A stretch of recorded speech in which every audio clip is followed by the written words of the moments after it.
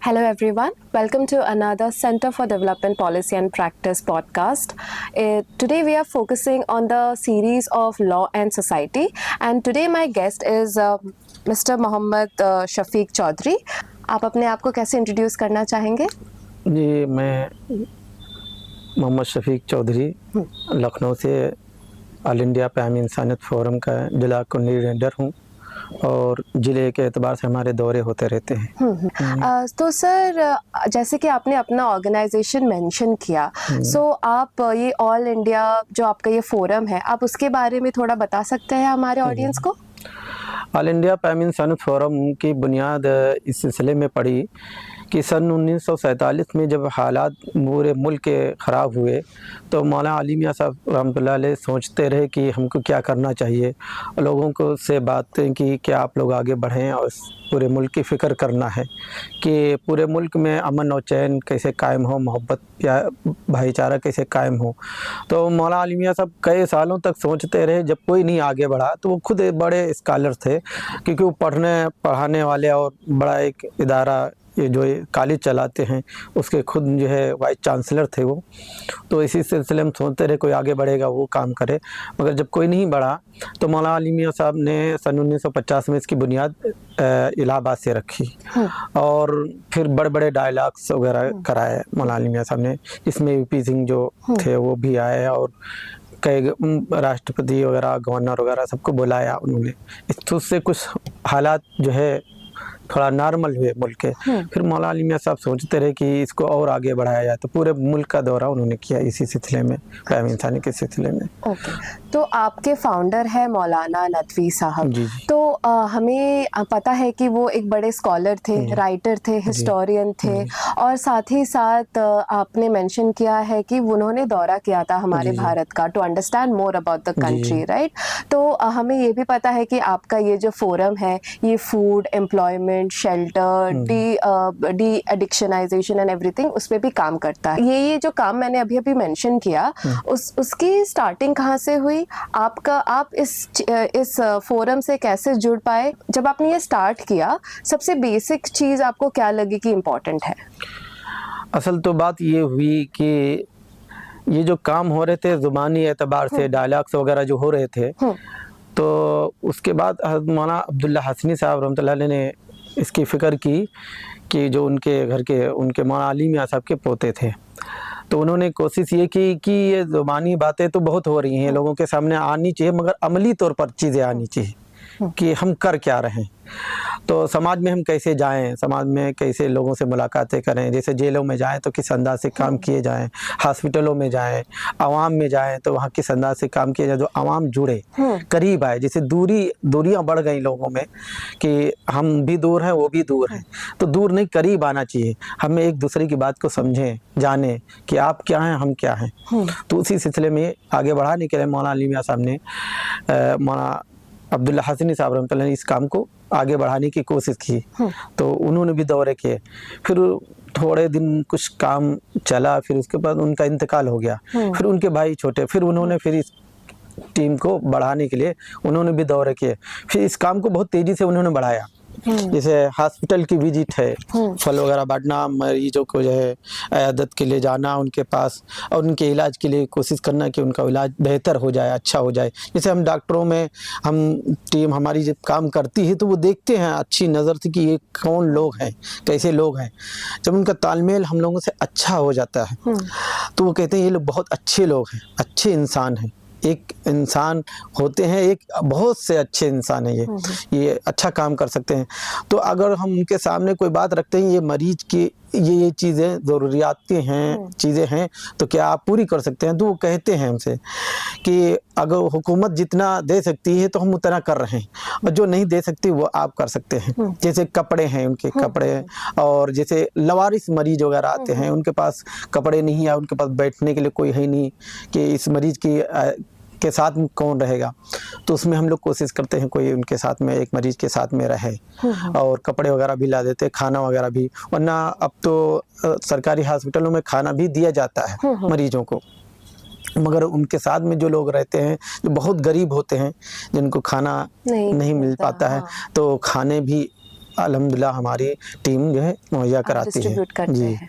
और फल वगैरह हर हफ्ते हम लोग फल वगैरह तकसीम, कुछ मरीज ऐसे होते हैं जो दूरी के वजह से, जैसे कोई 80 किलोमीटर से आया हुआ है, जो कोई 200 किलोमीटर से जिले से आया हुआ है, तो उसके साथ में उसके गार्जियन रिश्तेदार नहीं है, अब उसको ब्लड की जरूरत पड़ गई, अब वो परेशान है।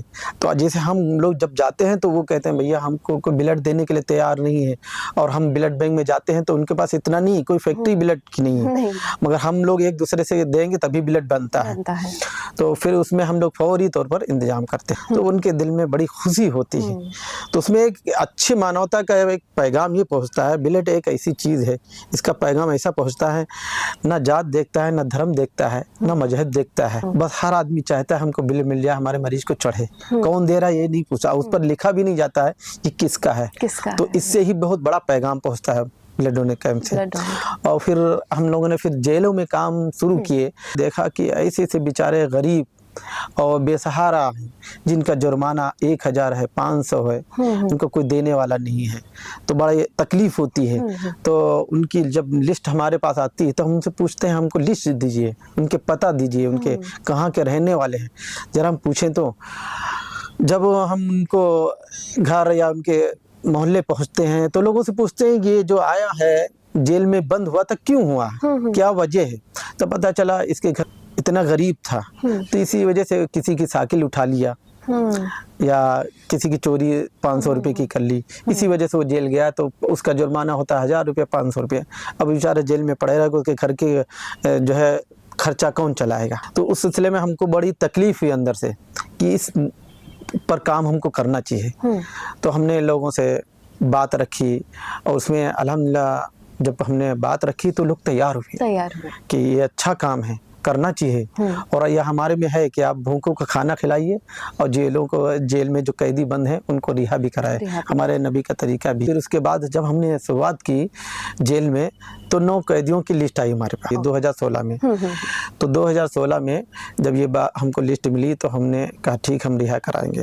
हमने फौरन लोगों से रब्ता किया, तो उसमें कुछ डॉक्टर्स वगैरह थे जो अच्छा हमारे वहाँ जो हम लोग हॉस्पिटल में काम कर रहे हैं तो गार्ड सिस्टर चपरासी वगैरह जो होते हैं हमसे बहुत गहरा ताल्लुक रखते हैं। यार आप रात में 1 बजे भी आते हैं, 2 बजे भी दिन में आते हैं, हम वहाँ सुबह से लेके 8 बजे से लेके 2 बजे तक टाइम देते हैं, फुल टाइम, कोई सैलरी नहीं, कोई तनख्वाह नहीं, से वो लोग हमसे बड़ी मोहब्बत रखते हैं। हमने डायरेक्टर से कहा, डायरेक्टर ने भी 5000 रुपये निकाल के दिए और कम से कम 80,000 रुपये का जुर्माना था 9 कैदियों का, जिसमें किसी ने 2000 दिए सिस्टर ने, और फिर हमारे कुछ साथियों ने इंतजाम किया तो 80,000 रकम जमा हो गई। अच्छा। जब छुड़ाने के लिए मसला आया तो हमने आईजी जो पुलिस भर्ती बोर्ड के हैं उनको हमने कॉल की, तो कहा हम जरूर आएंगे, ये तो बहुत अच्छा काम है, कैदियों को रिहा करवाना, कोई नहीं उनकी तरफ देखता, उन पर कोई ध्यान नहीं देता, आप जेल में जाने लगे, हमको बड़ी खुशी हुई जेल के काम को।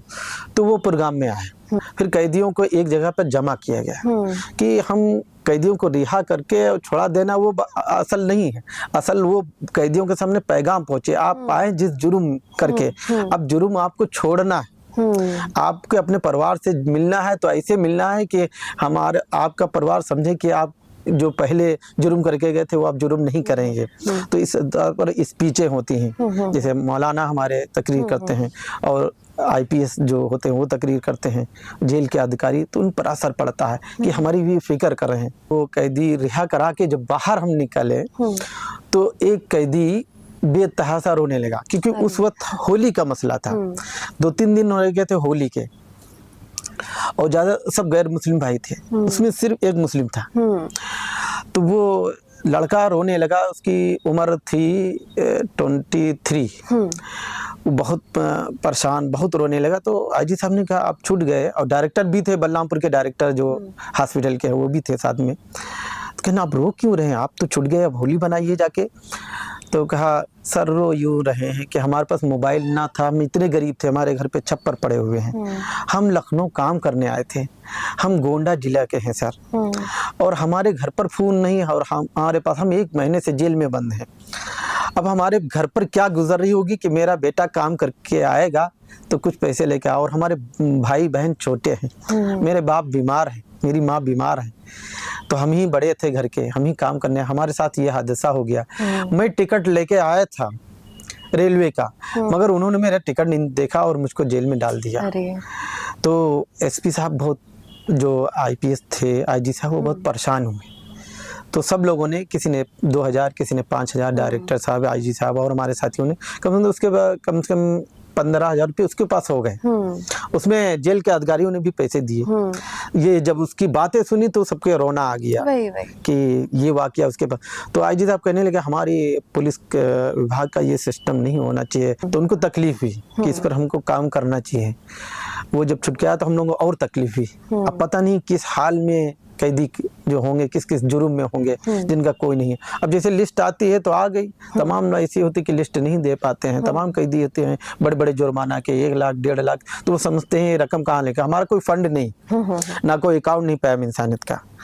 हम लोग आपस में साथियों में एक हफ्ते में हफ्तावारी एक जो है मीटिंग करते हैं, उसमें बैठक करते हैं। उसमें कहते हैं कि आप कितना, तो किसी ने 100 रुपये, किसी ने 200, किसी ने 500, जिसकी जो हैसियत है उस एतबार से जब 1-1.5 हफ्ते में पैसा जमा हो गया तब हम काम के लिए आगे बढ़ते हैं। क्योंकि हम लोगों के अकाउंट भी नहीं, ना फंड है, और ना फंड के लिए सवाल करते किसी से। जो देना चाहे वो खुशी से आए, अपने काम करे।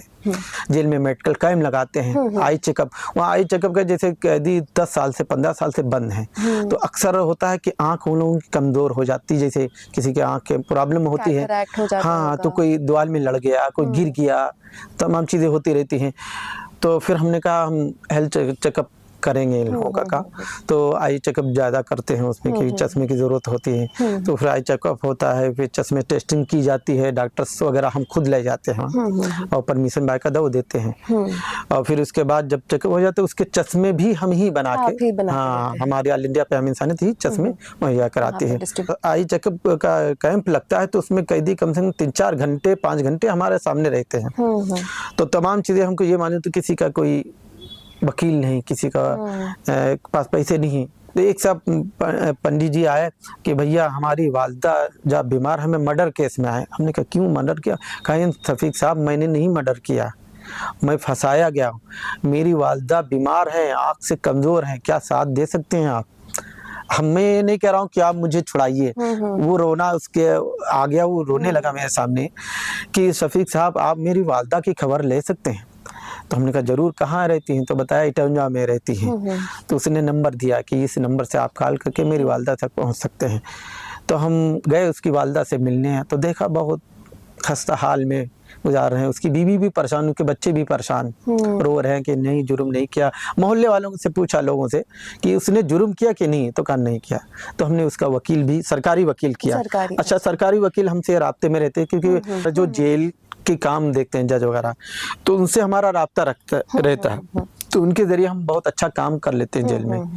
जैसे हमारे पास फंड ना होने की वजह से, तो हम जो अहले खैर हजरात हैं, जो पैसे वाले लोग हैं, जो फंड खर्चा कर सकते हैं, तो हम ये कहते हैं आप हमारी पैम इंसानियत से खर्चा करना चाहें यहाँ करें, वरना नहीं, कोई ज़रूरत नहीं। आप जाइए, इसका जुर्माना जमा कर दीजिए। सरकारी वकील हैं और जज साहब से मिलवा देंगे, आप जमा करके ये कैदी कम से कम छूट जाए, बेचारा बाहर आ जाए, इसके घर में ये प्रॉब्लम आ गई।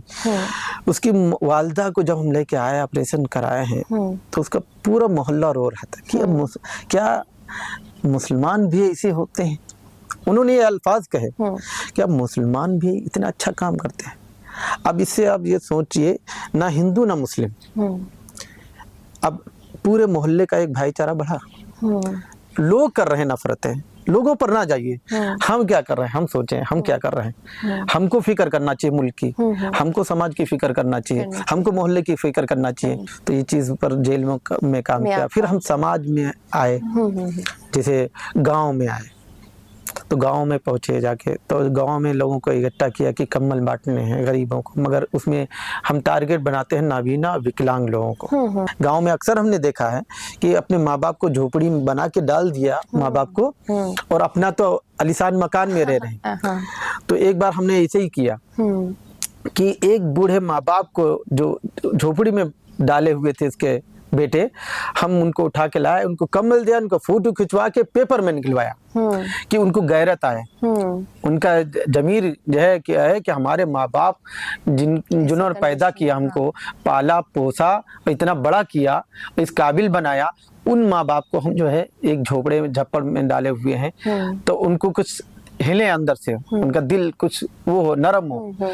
फिर वो आया है मुझसे मिले, अरे आपने मेरे वालिद का फोटो खिंचवा दिया, मेरी माँ का फोटो खिंचवा दिया, लोग समाज में हमको कह रहे हैं। तो समाज में पहले वो लोग नहीं देख रहे थे, तो उसने फौरन अपने माँ बाप को उठा के अपने घर में घर रखे। तो उस पे ये चीजें आती हैं तो बड़ा अंदर से मन खुश हो जाता है ये चीजें। सर, आपने प्रिजन का बताया कि आप बहुत सारे जेलों में काम करते हैं, और हमें ये भी पता है कि आप स्पेसिफिकली वुमेन और जुवेनाइल में भी काम करते हैं, तो इसके बारे में थोड़ा आप इलैबोरेट कर सकते हैं? महिला जेल में हमारा असल बात जाना हुआ तो हम कपड़े वगैरह महिला जेल में देते हैं, और कम्बल वगैरह उनकी जो ज़रूरियात हैं तो कुछ पैसे दे के चले आते हैं कि आप इनकी ज़रूरियात, तो यही महिला बेचारी जानते होंगे क्या चाहिए क्या नहीं चाहिए। तो महिला में कम जाना होता है कि हालात थोड़े दूसरे होता है महिला में, तो उसके एहतियात हम लोग करते हैं महिला जेल में। मगर महिला जेल में जो उनके साथ बच्चे होते हैं, उनके कपड़े और उनकी ज़रूरियात के लिए हम लोग कोशिश करते हैं उन तक पहुँचाएँ। और जैसे सर्दी में उनको सूटर वगैरह, जो मोजे चप्पल वगैरह जूते वगैरह, और ये भी पहुँचाते हैं। और जेल में अक्सर तो जरूरत सबसे ज्यादा पड़ती है चप्पल की। हाँ। तो चप्पल की भी हम लोग पूरी कोशिश करते हैं उनको चप्पल पहुंचाएं जी। और गर्म इनर जो होती है कि अक्सर हमने देखा लखनऊ में 5,500 कैदी हैं, जिसमें से 2-2,500 ऐसे कैदी हैं जिनके पास चप्पल नहीं है, जिनके पास पहनने के लिए कपड़े नहीं है। तो उस वहाँ एक इंसानियत हमने और सीखी जेल के अंदर। जेल के अंदर इंसानियत ये सीखी कि जिस कैदी को खाना किसी वजह से नहीं मिल पाया, किसी काम में रहा तो उसको खाना नहीं मिल पाया, तो एक दूसरा कैदी अपना आधा खाना उसको दे देता है। उसके तन पर अगर 2 कपड़े हैं तो वो एक अपना कपड़ा उसको दे देता है कि आप पहन लीजिए। ये चीज तो वहाँ भी ये चीज, वो एक अलग दुनिया है। जेल में कभी आपका जाना हो तो आप देखें वहाँ एक अलग दुनिया है, एक दूसरे से बड़ी मोहब्बत, वहाँ नफरतें नहीं है। नफरतें तो यहाँ समाज में हमारे नेता लोगों ने फैला रखी है। हम तो किसी हुकूमत के बारे में न आज तक नहीं, तो हम ना सियासी आदमी हैं और ना सियासत से कोई हमारा लेना देना है।